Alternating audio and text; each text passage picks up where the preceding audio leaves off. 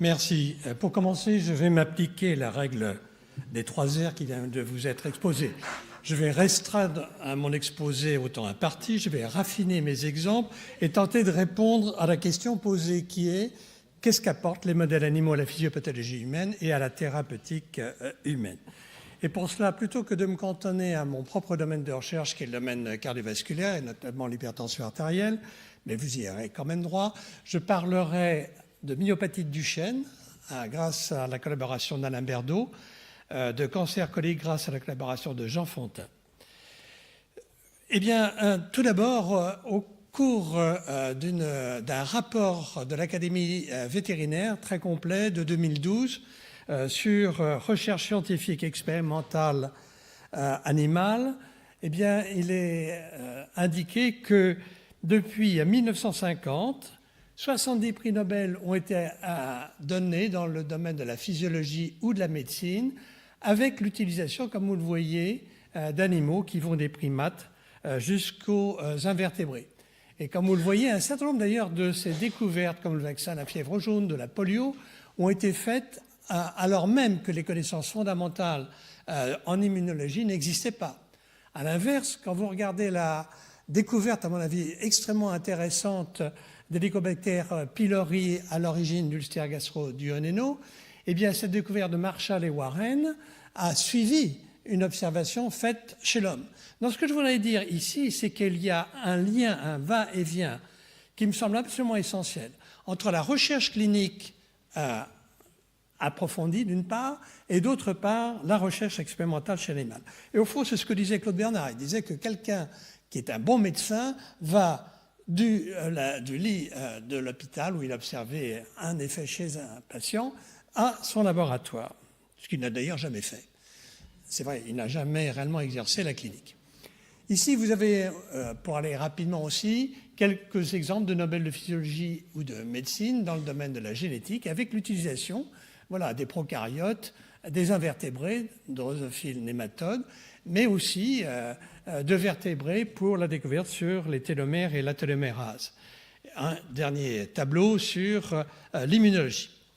Alors, quand on se pose la question de savoir ce que ceci a apporté en termes d'expérimentation chez l'animal, on peut dire que d'abord, il est important de savoir que différentes espèces peuvent être utilisées. Parce qu'il y a un domaine qui n'est finalement plus tellement étudié à l'heure actuelle, qui n'est pas à la mode, entre guillemets, c'est la physiologie comparée et la pathologie comparée.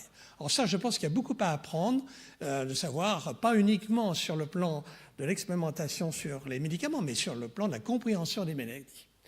Il y a toujours un décalage, comme je l'ai dit, qui peut exister entre expérimentation animale et découverte fondamentale. Alors, ce qui est certain, c'est qu'on a beaucoup parlé de nouveaux médicaments, mais il ne faut pas oublier que l'expérimentation animale est absolument essentielle et même incontournable lorsque l'on parle de technique chirurgicale. N'oubliez pas que quand même les greffes, c'est extrêmement important. C'est le deuxième ou le premier, suivant comment on le considère, apport, je dirais, à la thérapeutique, et donc il a bien fallu passer par une expérimentation animale. Les dispositifs médicaux, c'est très important. À l'heure actuelle, les dispositifs médicaux montent en flèche pour une bonne raison, c'est que, 1, ils sont rentables, et 2, que la FDA est beaucoup moins exigeante vis-à-vis des dispositifs médicaux que pour les médicaments. La thérapie cellulaire et génique et l'édition du génome ne peuvent pas être étudiées sans naturellement avoir affaire d'abord à une étude chez l'animal. Alors pourquoi il faut ces modèles? Bien, ceci vient d'être dit, évidemment. C'est que nous vivons dans une biologie intégrée. Et c'est certainement très important de travailler in silico, in vitro, ex vivo, sur les organoïdes, sur des organes perfusés et isolés. Nous avons fait tout cela. Mais la biologie intégrée, c'est quand même la prise en considération de l'animal entier, car on a affaire à un homme entier. Et donc, il est important d'avoir recours à l'animal. Au passage, je note que le terme biologie systémique, biologie système, commence à baisser, je ne sais pas très bien pourquoi, alors qu'elle était très à la mode, mais quand on parle d'expérimentation animale, on parle quand même d'une expérimentation qui est intégrée pour savoir ce qui se passe. Alors, quel modèle choisir? Ça, c'est crucial, et c'est une discussion entre scientifiques, et si on veut une application médicale, et je dirais pharmacologue, vétérinaire, médecin. C'est une discussion pluridisciplinaire, parce que c'est pas facile de trouver le bon modèle, chercher la meilleure similarité ou similitude avec la pathologie humaine. Il faut savoir qu'il y a des modèles spontanés, je vais vous en montrer un dans un instant, des modèles que l'on peut créer en fonction de ce que l'on connaît et des buts recherchés. Un point important qui me semble intéressant à vraiment étudier quand on travaille comme moi, par exemple, pendant 40 ans dans le même domaine, c'est qu'il n'y a pas de modèle définitif. Un modèle en chasse l'autre, en fonction de la question qu'on se pose. Mais quelquefois, on a une tendance à se confiner dans un modèle.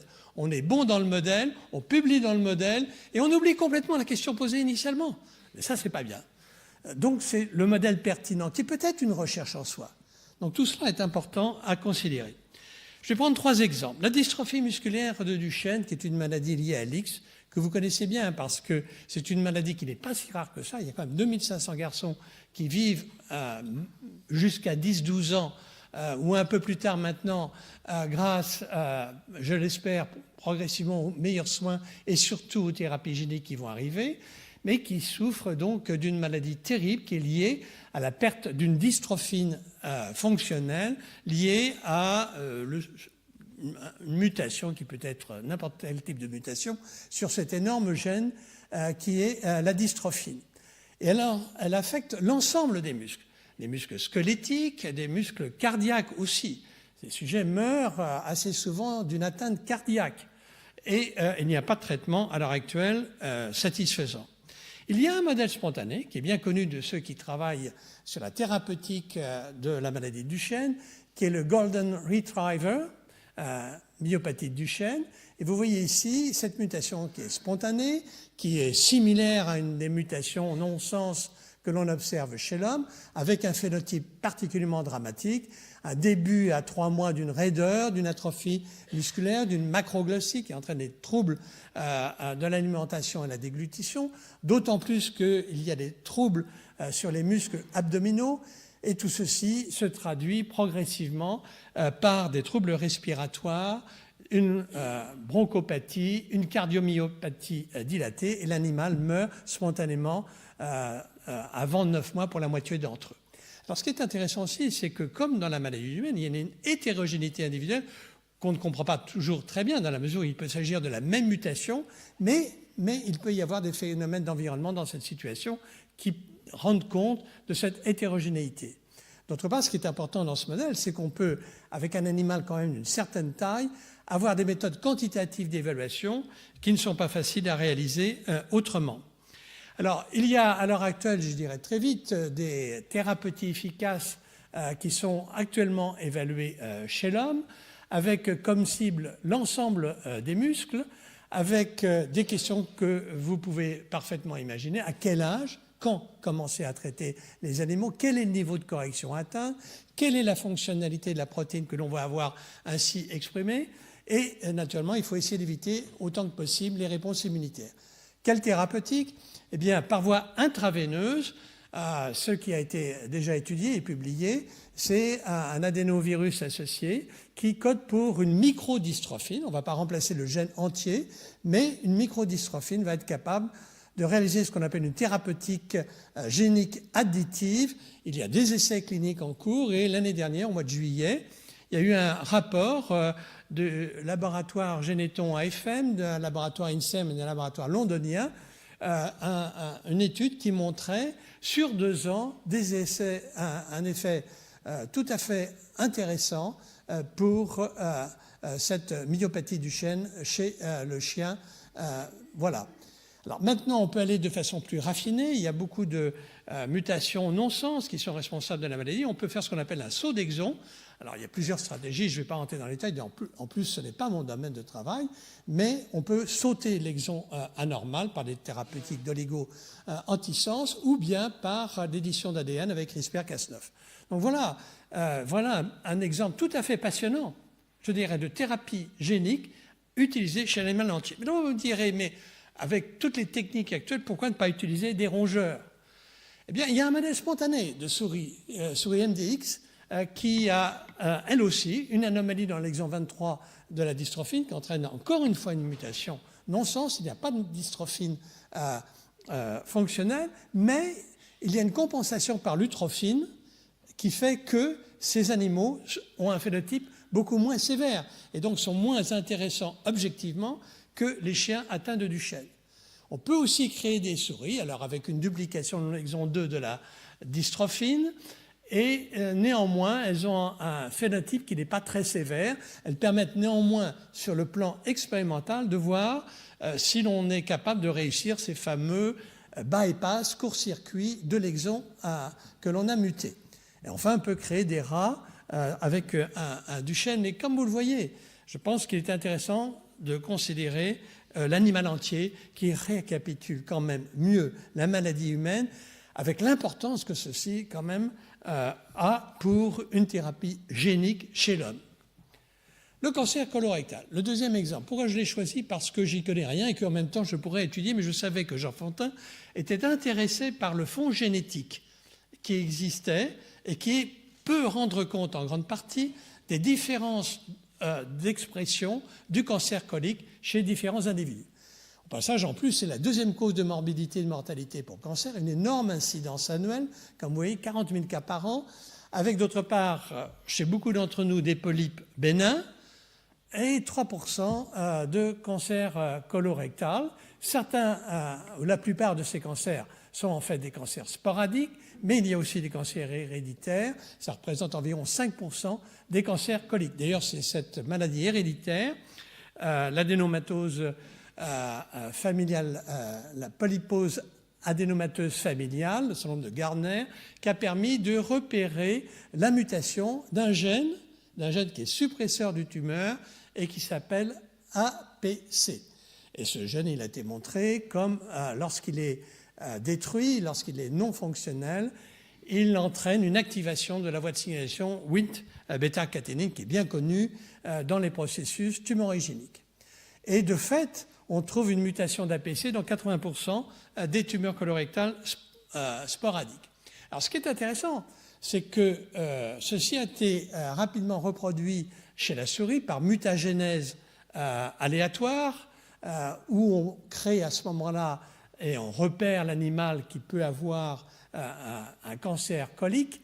Ce qui est d'ailleurs intéressant, c'est que le repérage a été fait par des anémies chez les souris, et ces anémies étaient dues à ces polypes, ces multipolypes qui saignaient. Alors ça, c'est un phénotype classique dans le cancer colique, la rectorragie. Si vous aviez, hélas, une rectorragie, il faudrait se faire une coloscopie. Alors, la souris mine est une souris qui a une mutation sur le gène APC avec un phénotype tumoral particulièrement clair et net, savoir qu'elle est totalement pénétrante. S'il y a une mutation sur un allèle, on a une tumeur, ou plus exactement plusieurs tumeurs. En quelques 2 mois, une centaine de tumeurs intestinales se développent. Elles se développent localement et il n'y en a pas ailleurs.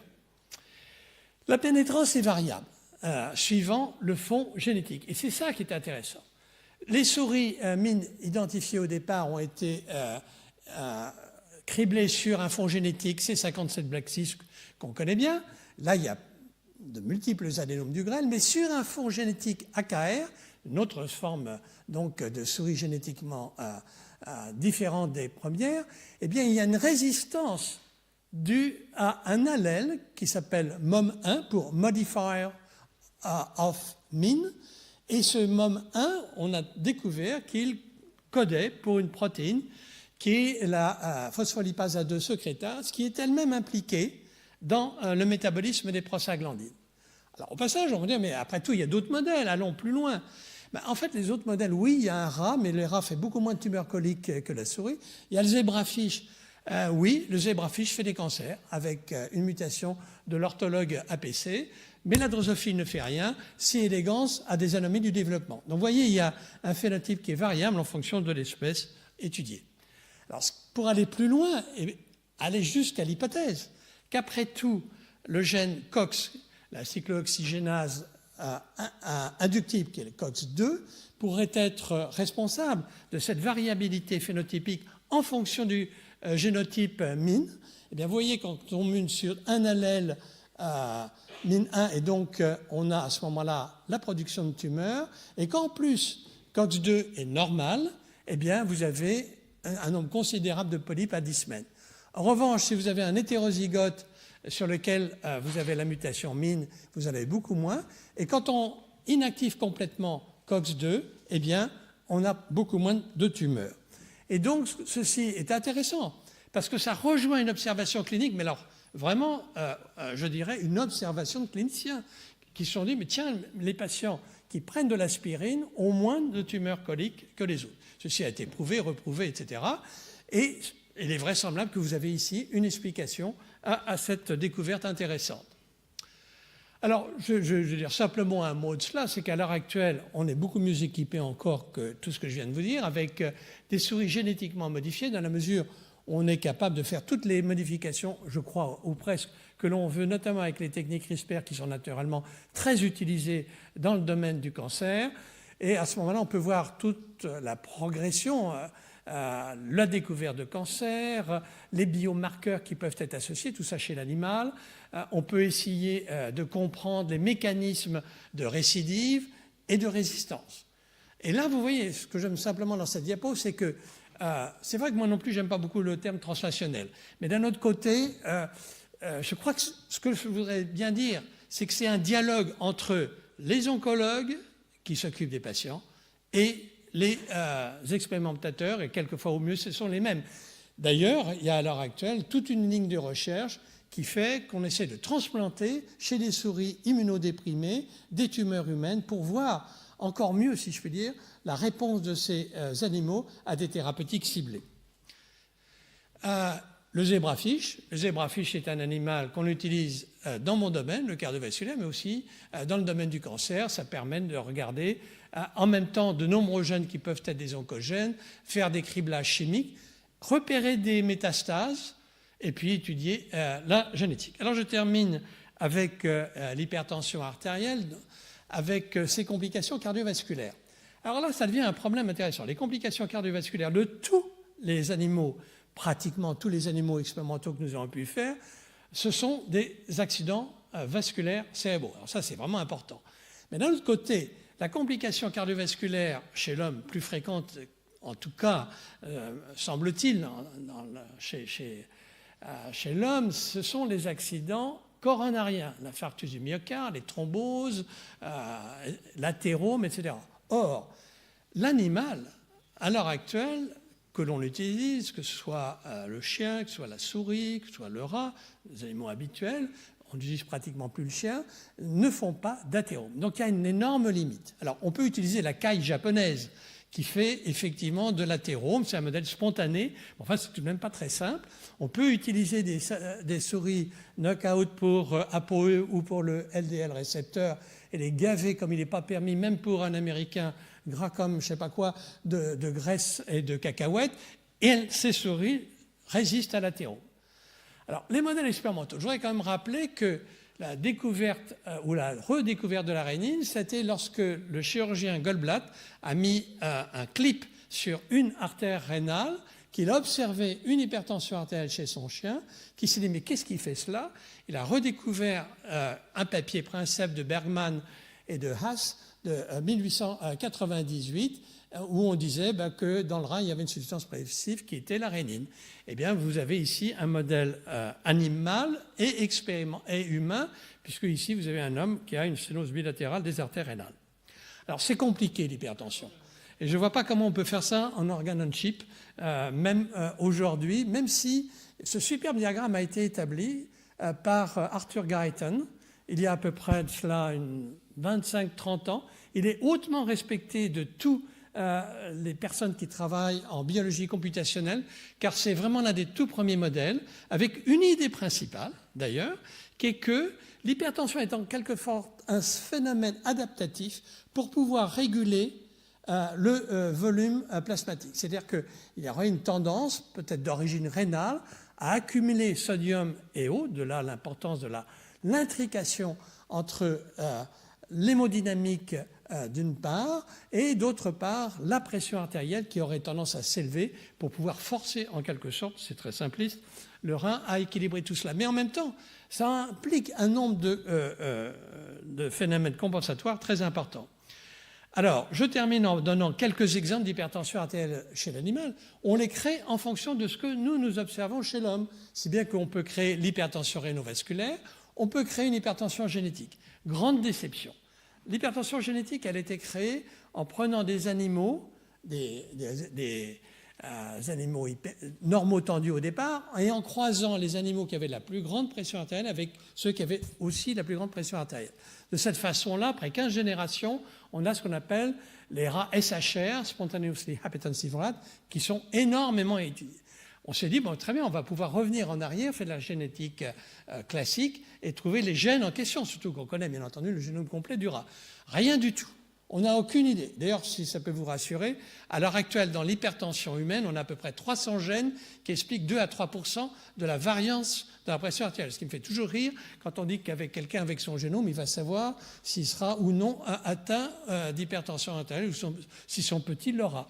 Donc, métabolisme hydrosodé, affection rénale, système nerveux sympathique. Vous demandez un modèle, on l'a. Et on peut tester les médicaments. Et les médicaments varient. Je vous montre simplement Edward Fries a obtenu le prix Lasker dans les années 70 pour avoir le premier montré l'effet d'une trithérapie antihypertensive dans l'hypertension sévère. Eh bien, c'est le même homme qui, en 72, travaillait sur le développement de l'hypertension artérielle chez le rat spontanément hypertendu en faisant un certain nombre d'observations importantes. Voilà. Bon, je voudrais terminer. Merci, Monsieur le Président. Mais comme je suis le vice-président, moi, je suis compliant avec mon président. Je termine en disant, en reprenant finalement un certain nombre de questions déjà abordées, la pertinence du modèle. Je suis absolument d'accord avec Bernard Meunier parce que nous souffrons d'une absence de modèle correct pour l'Alzheimer. On s'est tous centrés, et l'industrie pharmaceutique, on le comprend, sur une maladie assez exceptionnelle qui, malheureusement, s'avère ne pas être prédictive de l'Alzheimer classique. Je crois qu'il faut s'appuyer à l'heure actuelle sur les banques de données. Nous avons fait d'énormes progrès en matière de miniaturisation des instruments, de télémétrie, etc., ce qui permet un meilleur confort pour les animaux. On peut les observer longtemps, ce qui diminue le nombre d'animaux à sacrifier au fur et à mesure du temps. La recherche transnationale, j'ai insisté. Et je termine en disant qu'il faut être extrêmement exigeant avec nos données. À l'heure actuelle, il y a, il faut le savoir, une suspicion de l'industrie pharmaceutique quant à la fiabilité des modèles expérimentaux publiés par les académiques, notamment dans le cancer. Il y a plusieurs articles là-dessus qui font que je crois qu'il est absolument essentiel qu'il y ait une qualité très rigoureuse, et ça rejoint, je dirais, l'intégrité scientifique en général. Merci beaucoup.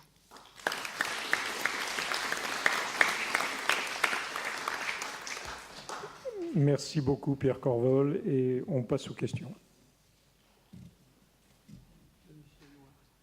Oui, on va donner un microphone, là, bougez pas.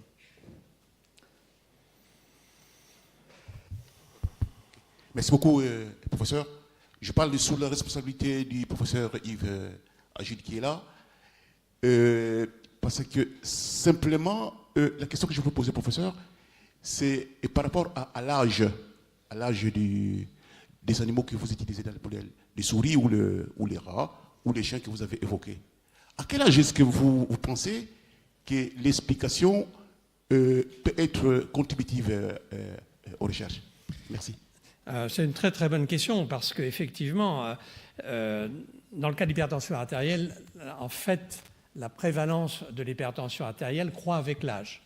Et toute la réflexion, c'est de savoir à partir de quel moment il faut traiter chez un individu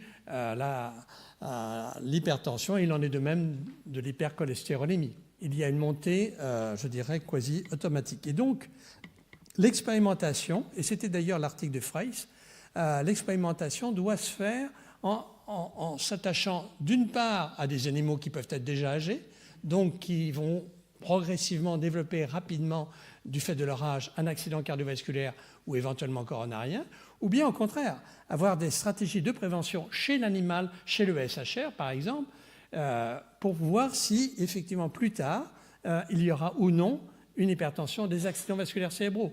Et les études peuvent se faire, par exemple, en arrêtant à un moment donné, disons à l'âge adulte pour un rat, on peut arrêter au milieu, si vous voulez, de sa vie, le traitement pour voir s'il va reprendre des chiffres élevés ou s'il va au contraire être dans les zones normales.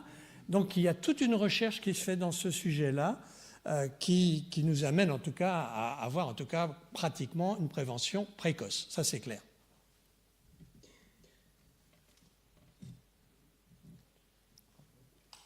Oui, merci de cet exposé vraiment brillant. Quand tu parles d'hypertension artérielle et d'accidents vasculaires cérébraux, il y a quelque chose qui est intermédiaire, qui est l'athérome. Comment se fait-il que l'hypertension artérielle donne de l'athérome, puisque pour les infarctus du myocarde, c'est évidemment l'athérome, mais pour les accidents vasculaires en dehors des embolies d'origine cardiaque, c'est ça. Au fond, c'est un vieux problème. Je ne suis pas sûr que vous ayez la réponse. Ah non, on n'a pas la réponse. Et parce qu'on manque de modèles, entre autres. Ah, je rejoins tout à fait. Et les modèles que nous créons aussi, on a des modèles. Mais c'est des modèles tout à fait artificiels. De gaver des souris qui ont normalement un taux de cholestérol absolument au plancher et de les nourrir comme on le fait, ce n'est pas un bon modèle. On leur injecte des substances vasopressives ou autres pour pouvoir accélérer en quelque sorte, par exemple, un anévrisme aortique. On peut faire cela. Mais quel est le rapport avec la pathologie humaine? Je ne sais pas. Alors, moi, ce que je voudrais quand même dire, c'est que justement là, il y a un moment donné, il faut arrêter. Et moi, je pense que les études épidémiologiques et pharmaco-épidémiologiques considérables dans le domaine ont réglé l'affaire. Ce n'est plus le problème. Et donc, le dernier diapo que M. Condé n'a pas voulu que je passe était une autre approche pour les hypertensions résistantes, où, à l'heure actuelle, par exemple, on essaye, avec du firing des artères rénales, on revient au rein, on essaye de détruire le système nerveux sympathique périrénal, ou on essaie de stimuler le barorécepteur carotidien pour arriver à réguler une pression artérielle. Donc, on revient en quelque sorte à une physiopathologie qui avait été un peu ignorée du fait de nos échecs à l'heure actuelle dans certains domaines. Pascal Cossard. On a parlé de modèles animaux pour des maladies. Moi, je voudrais dire qu'on a besoin de modèles animaux aussi pour comprendre les hommes en bonne santé. Et je pense par exemple au nombre de souris germe-free qui sont utilisées pour comprendre l'effet du microbiote et des divers microbiotes. Donc, il ne faut pas oublier aussi cette composante-là. Oui, mais là, je ne voudrais pas quand même paraphraser Knock, mais un homme en bonne santé, c'est un malade qui s'ignore et je tombe sur mon topo. Gérard Hort, du côté gauche. Là.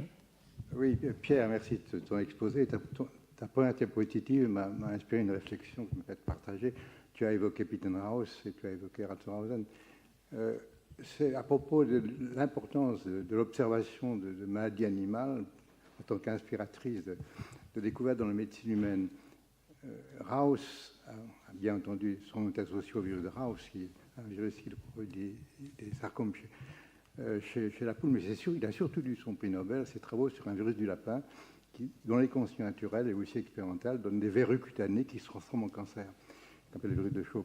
Et ce modèle-là, pendant 20 ans, était le paradigme de l'étude du rôle des virus dans le développement d'un cancer. Et Raus, dès 1935, a publié dans le journal de médecine un article où il dit « Chez l'homme et la femme, il y a des lésions génitales qui peuvent se transformer en cancer. Je pense qu'il y a un virus qui est responsable de cette... » La notion que les virus ou des bactéries causent des cancers, à l'époque, c'était farfelu. Et on sait maintenant que l'hépatite, le papillomavirus ou les hélicobactères sont responsables d'un grand nombre de cancers et qu'on peut prévenir en vaccinant. Pas pour hélicobactères, peut-être. Donc, c'est ça qui était important. Là, sans ce modèle-là, qui pendant 20 ans a stimulé les esprits, il y a eu des modèles comme le masquage du virus dans les tumeurs, comme la synergie entre agents chimiques et virus, qui sont nés de ce modèle. Sans ce modèle, je pense qu'au début des années 70, ni le groupe de Thorhausen, ni le mien ne seraient engagés dans l'étude des rôles des virus dans le cancer humain, nous à travers une cutanée, lui à partir des tumeurs génitales. Et chose intéressante, c'est que puisqu'on parlait d'études précliniques, l'étude préclinique qui a montré que le vaccin qui actuellement est utilisé contre le papillomavirus, dont on parle en ce moment dans la presse, a été fait chez le lapin, pas avec ce virus-là. Donc il y a une continuité entre l'aspect conceptuel et puis les conclusions pratiques qu'on peut en tirer. Je crois que là, sans ce modèle animal, je pense que les concepts auraient évolué beaucoup plus lentement. Merci. Je veux simplement dire que je suis que d'accord avec ce lien absolument essentiel qu'il faut faire entre ces différentes disciplines. Et là, c'est vrai que c'était un progrès paradigmatique. On va en rester là. Merci beaucoup, Pierre, pour ce très bel exposé.